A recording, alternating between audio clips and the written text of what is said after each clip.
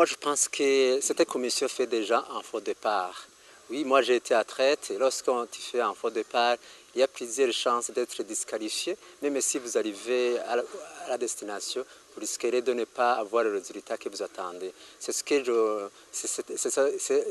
voilà le clin d'œil que je fais à cette commission. D'abord, j'ai entendu, j'ai même vu au début de cette semaine, il y avait une réunion qui se tenait à l'hôtel panoramique ici à Bujumbura. Il semble que c'était la deuxième réunion, la première aurait été à Gitega.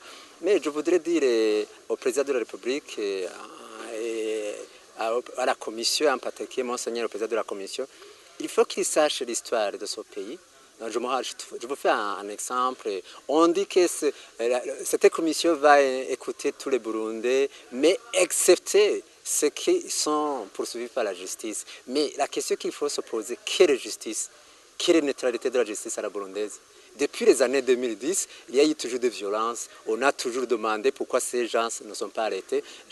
Et les substituts du procureur nous disaient, voilà, ce ne sont pas vous de la société civile, ce ne sont pas vous des défenseurs des droits de l'homme qui nous montrent quelles personnes il faut interroger, quelles personnes il ne faut pas interroger. Donc, je ne crois pas à la neutralité de la justice burundaise. Parce que si la justice burundaise était neutre, il aurait arrêté toutes les personnes qui sont citées dans des dossiers de violence et de droits de la personne humaine. Nous en avons entendu plusieurs, mais personne n'a été arrêté. Ça, c'est la première chose.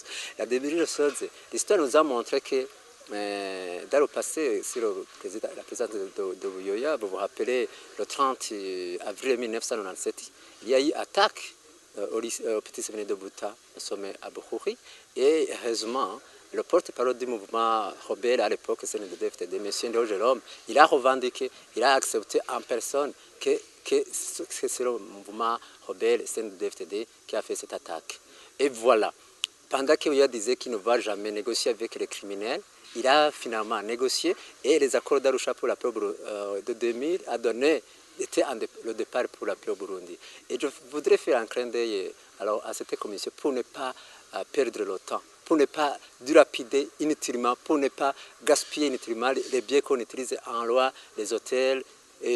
Aujourd'hui c'est panoramique, demain ce sera je ne sais pas quoi, avec un fonds qui pouvait servir les enfants en difficulté. Aujourd'hui, il y a des enfants dorés, les enfants abandonnés à eux-mêmes, il y a des parents qui sont vraiment dans la misère totale suite à cette violence. Donc, la crainte que je fais à cette commission, inutile de perdre du temps, c'est plutôt d'écouter le conseil des partenaires, ici je parle de l'Union européenne, des États-Unis d'Amérique, de l'Union africaine, d'écouter et de dialoguer plutôt avec l'opposition. Parce que, vous savez, la société civile dont je fais partie, c'est l'oxygène pour la vie d'un pays. Alors, il y a le pouvoir aujourd'hui, dirigé par Nkurunziza, il y a l'opposition regroupée en scénario de quelques membres de la société civile. Et nous qui sommes ici sur le terrain, nous constatons avec un regret que ce sont les enfants qui sont victimes de cette incompréhension entre le pouvoir et l'opposition.